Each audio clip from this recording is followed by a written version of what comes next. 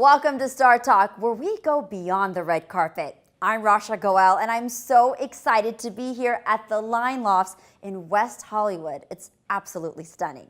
Now, sometimes the world of entertainment seems like magic. The stars feel good, they look good, and sometimes they seem like they're in a world of their own. But really, their world isn't so far away. Today on Star Talk, we'll show you how to feel good with a visit to Ole Henrickson Face and Body Spa in Los Angeles. Plus, we'll enjoy an amazing innovation in shoe design direct from Paris. And we'll meet a visionary South Asian filmmaker making his debut on HBO. But first, have you ever faced trouble and wished that, you could use your hidden superpowers to beat the odds? I know I have, and trust me, sometimes I really wish I could fly over LA traffic. It's that bad. In the New Line Cinema movie Shazam, 14-year-old Billy Baston transforms into an adult superhero just by uttering that one word, Shazam. Shazam is based on the famous DC comic and stars Zachary Levi, Mark Strong, Asher Angel, and Jack Dylan Grazer. Our Aditi Paul sat down with the stars to find out about the real magic behind the movie. But I wanted to jump right in and ask you about your costume. And you said in early interviews that when you wore it, you felt like Shazam. Yeah. Fill in the blanks for me over here. Yeah. That is, when I wore the costume, I felt like blank, but also blank. When I wore the costume, I felt like my dreams were coming true, but also it's really tight. Is it really? Yeah. So all those muscles, they were yours, right? Yeah, sure, all of it. No, these suits are all augmented. Oh, actually, no, I'll only speak for. I've got the only augmented superhero suit in all of movies, and of course, look, in order to make a muscle look contracted, you have to flex it, but then you can't move your arms at the same time. It's against physics, guys. So yes, there was some augmentation for that for sure, and then also me being in the gym like every other second I was in that set, and gratefully too. I'm happy to have been thrust into this new kind of healthy, strong point in my life and getting to, bring the character to life as best I can. What have you discovered eventually? Well, I do think on the physical transformation side of things and being in the gym and being healthier and stronger than I've ever been, that showed me that I'm capable of so much more than I perhaps thought I was. A long time I didn't know that I could ever feel about myself the way that I looked at other people. Like, oh, look at how good they look. Look how healthy they are or seem or whatever. Clearly, obviously, a lot of the comparisons we're making nowadays are completely fictitious because they're curated on Instagram and we're like, oh, they have the best life ever. And really, they're just sad and eating Doritos and using filters. Yeah, I think really as I've come into all of this, my physical, mental, emotional health has all been increased and strengthened. So what kind of quips or what kind of mannerisms of the 2019 14-year-old did you teach him? He was pretty up to date, to be honest. Really? He was pretty, I don't think he's ever aged. He's just like a big man child. It's really weird. No, it's not weird. It's like, I'm proud of him. It's great. He was really in touch with his childlike wonder. He also busted the floss. Yeah, I know. I didn't teach him that. I can't even do it. You didn't teach him that? I didn't teach him that. Did you teach him that? I'm sure he got that off of the internet. Because we didn't teach him that. Unless Ian taught him it or Faith. Yeah, I think Ian did. Yeah, that makes sense. And in the movie, one of the dominant themes is family first, right? Now, here's where we get a little deep. That is, who in the family should come first? So I'm going to throw a couple of scenarios at you, and you have to tell me who would you call first in your family if this situation happened. So, relationship problems. Me mum. Me aunt. And who would bail you out of jail, if at all? My dad. My dad would give me out. My mom would be like, you're staying there, and you're going to learn what you did was wrong. And my dad would be like, just don't tell mom. Just go. I don't know. Your dog. My dog. No, my dog, if it could talk. Dr. Savannah and Mark Strong, one trait that is similar and one trait that's different. We both have the same hairstyle. Great. For a start. The difference, I suppose, is, he's very tenacious. Well, maybe I'm tenacious in that sense. I'm very driven. If I put my mind to something, I sort it out. I mean, he certainly does that. Maybe there is a similarity in that, but the difference is obviously behaviour. There's no way that I would behave like him or create the havoc that he does. What are those technical choices that you made to boost up Dr. Savannah's evilness? Well, it's interesting you should say that. I don't think of myself as making technical choices for that reason. Maybe it's subliminal. I mean, the whole route that you go through in drama school is that you learn how to move and walk and talk and breathe and make sure that you can hit the back of an auditorium in a theatre and all of those things. And it's incredibly artificial, raising your voice in that way, making gestures that are big enough that somebody at the back of the theatre can see you. But what you then have to do is bury all of that. That's the technique that you then bury and make look entirely natural. So I don't think of myself as a technical actor, so I take that as a compliment. I think knowing that the rest of the film was going to be so much fun, and there was going to be so much kind of improv and fun going on, I made him very direct. I like to describe him as heat-seeking ballistic evil. So technically, he's kind of a missile of evil. That's how I saw him. I was scared. Good, thank you very much. You can leap tall buildings in a single bound.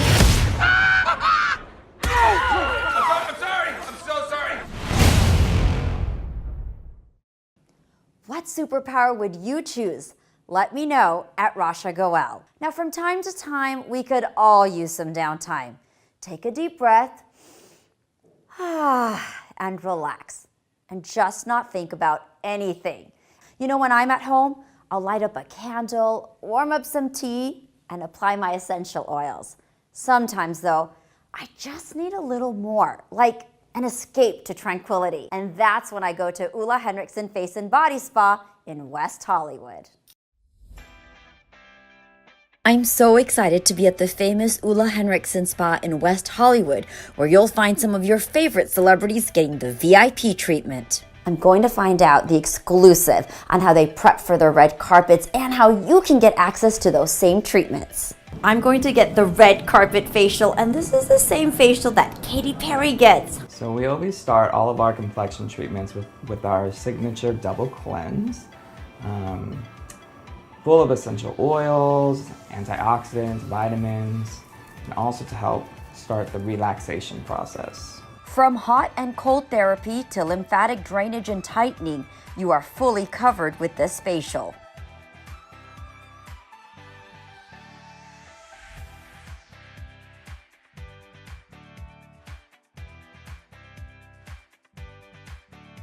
Specialized massage modalities really help to stimulate lymphatic drainage, to help with puffiness, allergies, you name it, and to really just induce that deep state of relaxation before we go into the innovative equipment.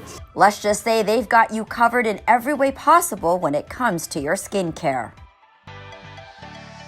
We love our celebrity clientele. We've been so lucky to have them for decades. You know, the Katy Perrys and Lisa Kudrow, Mark Wahlberg, Daniel Craig, Ellen, you know. They all come here. They all come here. We love them, but the whole goal is to make everybody feel like they can hit the red carpet, make everybody feel like they're floating when they leave here. It's not just, you don't have to be a celebrity to come here, we're for everybody. What are some red carpet secrets that we should know about? Well, the red carpet facial, number one, is like probably the number one facial that we're known for. It's all about the technology combined with the human touch. But it's a favorite of Katy Perry and a lot of our celebrity clientele. I think also, another one that a lot of celebrities do before the red carpet is they do a lot of body treatments. They're going to be showing a lot of skin. They're going to be in their gowns, whatever the case may be. So they love our wet room services. Hugely popular with the celebrities. And those wet rooms were specially created by Ulla to have the wet monsoon feel he felt while he was in Indonesia. And the baths, will look at how relaxing this room looks. It's about putting the phone down for that couple hours and just having the you time. It really is essential to your health and well-being. I think men sometimes get worried about coming in when we talk about facials or some of the skincare things. So what should they know? I think men should first and foremost don't be afraid and know that it also is for men. We have treatments that are designed for men. The founder of the company is a man. You know, we have a guest here right now that has never had a facial before, but came because his girlfriend told him he had to. And I think that, you know, men need to remember that, look at it not necessarily just as beauty, but as health and wellness. Just as much as they go to the gym, or they go to CrossFit, or they eat healthy, it's the exact same thing.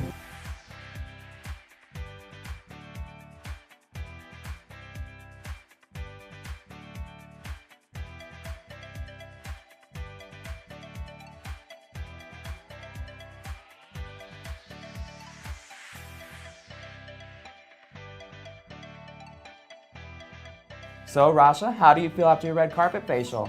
Vance, I've got 2 words for you. I'm glowing. Well, cheers to that. Cheers to that. Right after the break, it's not that often that I get a chance to share a friend's good fortune right here on Star Talk, but I think Nirav Bhakta's story will inspire you. That plus a lot more after the break. It's always wonderful to see my friends in entertainment find success, and I'm so excited for Nirav Bhakta, a gifted filmmaker whose talent, vision, and hard work has taken him straight through the doors of HBO. Out of hundreds of entries, 3 finalists have been selected for HBO's Asian Pacific American Visionaries Short Film Competition. And what does this mean? Well, these 3 finalists will now compete for a winning spot, but their short films will be showcased on HBO platforms. And it is such a huge deal because as HBO ventures into promoting diversity, this particular program highlights Asian filmmakers. Among the finalists was Nirav Bhakta, who directed the short film Halva, along with his co-director Gayatri Bajpai. Having the platform of HBO, what does that mean to you? It means the world to us. You know, I think what we want more than anything as storytellers is a platform where people will accept our voice for what it is. You know, so often a lot of things are written for us that don't come from our background. And I think HBO is promoting us in the sense we're like, hey, go ahead. You know, we want to hear your voice. We want to see what your authentic stories are. And for someone to allow us to do that, that's pretty important. First of all, when I think of halva, I think of like the sweet halva. So I'm sorry, I'm not going to take away from the film, but I'm envisioning halva, food halva. I'm pretty sure Gayatri and I titled this because we were hungry. Okay. So Halva is actually a very quiet film. It's a film about finding one's lost sense of self. It revolves around an older Indian immigrant woman who decides to rekindle her relationship with her childhood companion through Facebook messages until her abusive husband finds out. One thing that I've learned from my father is that you always have to be persistent in your pursuit. You can't give up. And I think in the making of this film, like a few weeks prior, I lost someone really special to me. Sorry. And we pulled through. And that's sort of like my co-director came through and she really just took the weight of the production on top of her shoulders. And now we're here. Right. So yeah, you can't give up when adversity hits you. You have to keep moving forward. We are seeing such a surge of South Asian actors now on television. Of course, it's no surprise. But what is one message or piece of advice that you would give to people out there? Like, what is something important that we just should recognize? Because this shouldn't really be a trend. So how do we sustain this moving forward? We as young South Asians are making it in the media, and you know, there's a lot more narratives coming out that are diverse about us. But Nirav and I have talked about this. We still see, for instance, older people getting typecast. And so it took us listening and observing and really kind of working from what was around us to come up with something more real. Sujata, you are the HBO ambassador, the first South Asian female Yes, to represent.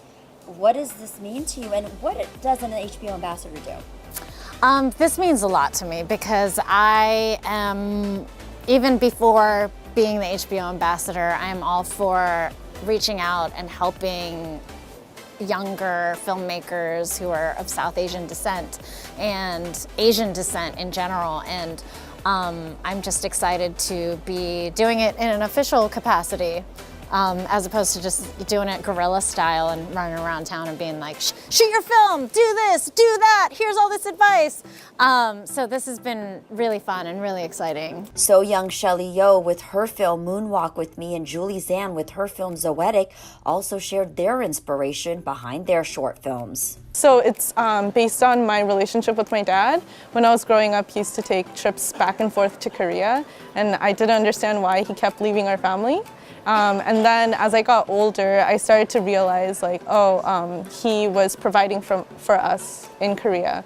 And and then it's my letter of thanks to him. Is there something that inspires you to share this film? Yes, so last year I actually asked my mom if I could help her try online dating. And if you're Asian, you know, huge thing. We don't talk about like, anything romantic with our parents. And so I was very surprised when she said yes. And when I found the HBO prompt for this year's theme, I was like, oh, that's actually a really great place to start writing a script. And then Wesley Chan, my co-director, came on and we realized that it wasn't just about online dating. It was actually a mother-daughter story about the Asian culture and also experience that we have with our parents, where we don't really know who they are as humans. All 3 films will stream on HBO's on-demand and digital platforms, which include HBO Now and HBO Go, during Asian Pacific American Heritage Month in May. And the winner of the competition will be announced at a screening and panel event at the upcoming LA Asian Pacific Film Festival. Paris fashion isn't just about great design. It's about innovation and invention. And what I absolutely love about Tania Heath is she has taken comfort and style, 2 things we women definitely care about, I know I do, and created something entirely new in the world of women's shoes. As someone who is obsessed with shoes, I'm really thrilled about this. Zara Durrani has a story that will surely amaze you. Hey guys, today I'm going to be taking you to meet 2 absolutely talented and amazing designers living here in Paris. First up, we're going to meet Indo-Canadian designer Tania Heath, who's created the solution to every woman's shoe problems with interchangeable heels. Let's go speak to her now.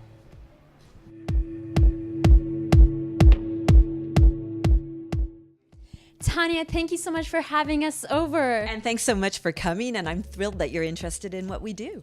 Tania, what a brilliant concept to create shoes for women, for walking, for work, with interchangeable heels. What gave you the inspiration for that? So like you, I moved to France from Canada, but I moved 20 years ago, and at that time, women didn't change between shoes. So on my first day at work at this very prestigious management consulting firm, I arrived in ballet flats, and then under my desk, I switched out into a high heel. And all of my colleagues started saying, ah, la New-Yorkaise. And Paris is the only city in the world where that's actually a put down. So I started thinking, oh, in the interest of integration and immigration and starting my life anew, I'll make a decision. Either I'll wear flats or I'll wear heels. But because of my professional environment, this pushed me towards heels. So that started years and years and years of wearing heels in inappropriate situations. So this brand is more than just fashion. It's really a concept, it's an ideology. I see myself very much as an enabler of women's success. So the entire idea behind this was that a woman should be powerful, a woman should be seductive, a woman should be free, and a woman should be free to live her life on her own terms. How does that translate into footwear? You just switch those heels as you navigate your busy day, and you go from one iteration of yourself to the next. That's so amazing. And you know, we're in your store right now. I'm wearing some of your shoes. What's amazing, what we see behind here is all this amazing heel collection that you can actually, if you're having a mood to wear something more fun to work, you want to wear something gold or pink, you can do that. Now, a lot of celebrities are fans of your shoes. Is that correct? We have Oscar Award winning actresses. We have women behind the camera, so producers, directors, and beyond that, it depends on how you define celebrity. So we have businesswomen, we have politicians, we have lawyers, doctors, you name it, and we cater to women who don't want to ever be held back by their footwear. And our job is to make sure that they seamlessly go throughout their entire day in beauty, comfort, glamour. That's perfect. It's perfect for me. It's perfect for anyone working in television and everyone else. So thank you so much, Tania. Thank you for having us over. And thanks so much for coming, Zara. My pleasure.